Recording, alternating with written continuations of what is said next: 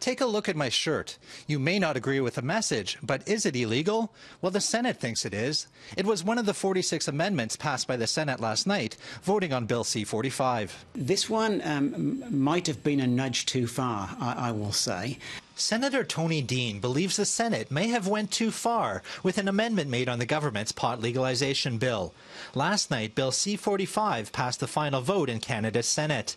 But one amendment the Red Chamber made would possibly make it illegal to wear anything with marijuana branding. I think it was probably an amendment that was introduced with good intentions, without thinking through all of the ramifications of it. In total, the Senate made 46 amendments to the government's pot legalization bill, touching on issues like social sharing of cannabis and black market weed.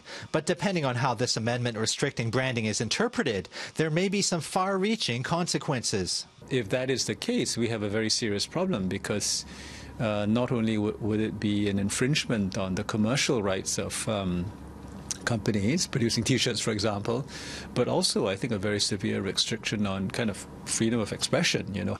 Bill C-45 is expected to receive royal assent before the end of the month, before provinces have roughly 2 months to prepare for retail sales. But according to Senator Dean, Ontario's planned logo for retail stores may even be considered illegal under the amendment created by the Senate. The relatively benign cannabis brand for retail stores in Ontario will be a white letter C with a white circle around it. That branding would likely be prohibited as a result of this amendment. The amendment still has to be accepted by the House of Commons before being sent back to the Senate and becoming law, and there's no guarantee the House would accept the change.